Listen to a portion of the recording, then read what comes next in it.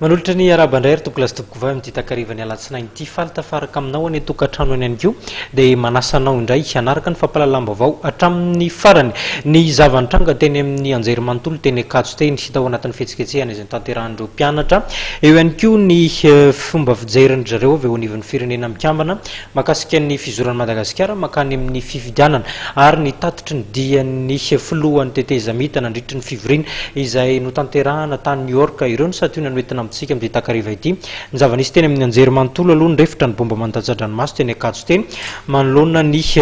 fiantsoan'ny fitateran'ny zotra 7 amzato vokatry ny fitakiana izay nataon'ireo mpianatra avy amin'ny oniversite teny Ankatso moa no nahatonga izay Nanampy izazareo teny an-toerana ihany koa ny mpianatra teny amin'ny oniversiten'ny polythechnique teny Vontovorona ny zava-nisy teny an-toerana ary ndao arantsika.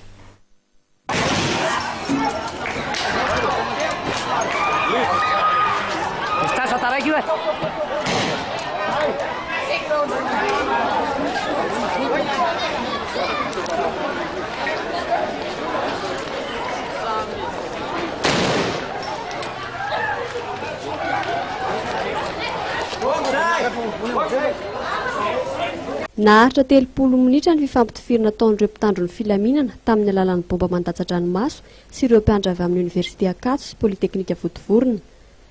Tonga nanentana ireo mpianatra teny amin'ny oniversite Ankatso moa ireo avy amin'ny polythechnique Vontovorona. Izany dia toin'ilay fitakiana izay notanterahan'izy ireo mahakasika ny vatsim-pianarana sy ny fampitaovana izay mbola tsy voarahana hatramin'izao. No amafisiny ireo mpianatra avy amin'ny polythechnique ary fa tsy hijanona nanao fitakiana izy ireo mandra-pahazony izany.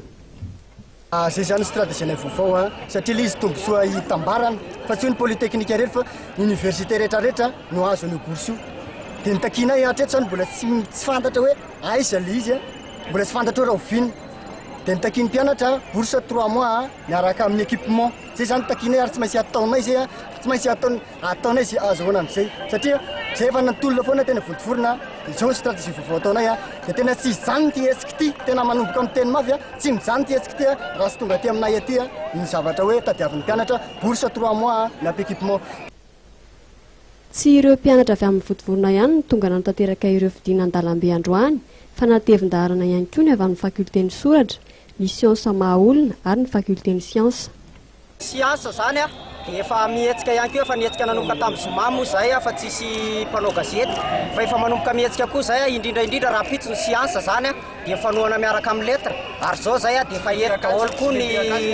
siansa sy letra ny ety amin'ny oniversité rehetrarehetra zany amin'izao dia efa mihetsika daholo koa fa tsy ny hoe polyrery na ninona rery no mihetsika fa miara mihetsika daholo ny mpianatra rehetrarehetra amin'ny oniversité